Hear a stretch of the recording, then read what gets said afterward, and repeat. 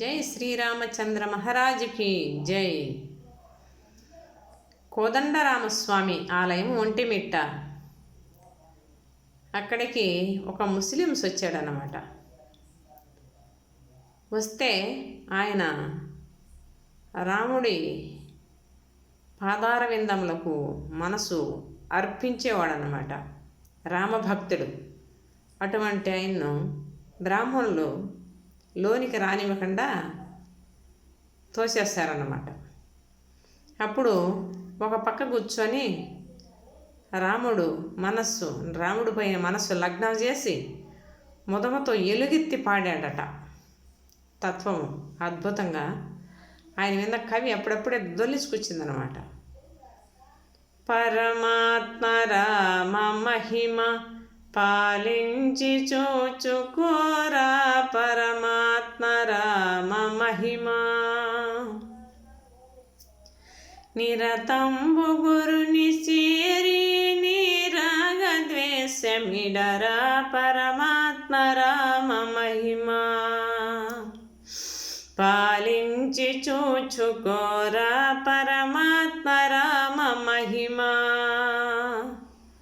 మూఢాత్మయినర నీవు ముక్తిని కానలేవో, మూఢాత్మయినర నీవు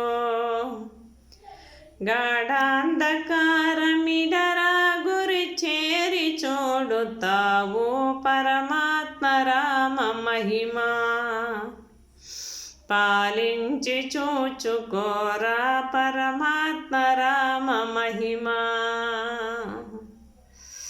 పంచభూతములను ప్రపంచమాయ ధరణో వరె, పంచభూతములను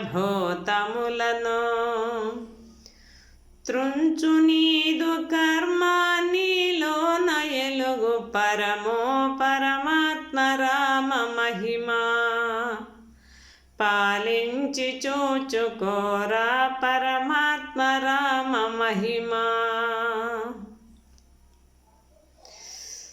ఏ కుల సుజ్ఞాని యతి గురుని తలచని వరే, ఏ కుల సుజ్ఞాని నా కుల ప్రధాని నరుడనగవలయువాని, పరమాత్మ రామ మహిమ పాలించి చూచుకోరా, పరమాత్మ రామ మహిమ వాదు ఏల నీకు వాదంబులో నలేదో వరె, వాదు ఏల నీకు పరహంస దిలియ సాధు తురకనగ మొరగరాదు, పరమాత్మ రామ మహిమ పాలించి చూచుకోరా, పరమాత్మ రామ మహిమ పంచలోక ప్రతిమ పరమాత్ముడిట్లో సతమా వరె, పంచలోక ప్రతిమ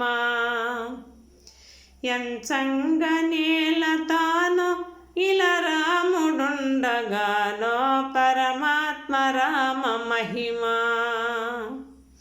పాలించి చూచుకోరా, పరమాత్మ రామ మహిమ సర్వం కల్విదం బ్రహ్మంబు అనగ సుతులో వరె, సర్వం కల్విదం మర్మంబు తెలసి బ్రతుకు గర్వంబుల నగియుండో, పరమాత్మ రామ మహిమ పాలించి చూచుకోరా, పరమాత్మ రామ మహిమ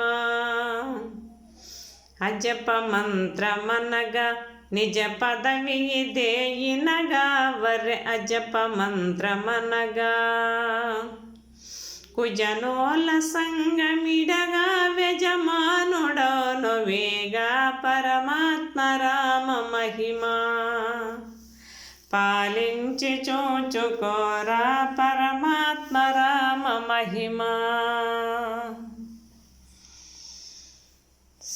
సర్వం కల్విదం బ్రహ్మంబు అనగ సుతులో వరి సర్వం కల్విదం మర్మంబు తెలసి బ్రతుకు గర్వంబుల నగియుండు పరమాత్మ రామ మహిమా పాలించి చూచుకోరా పరమాత్మ రామ మహిమా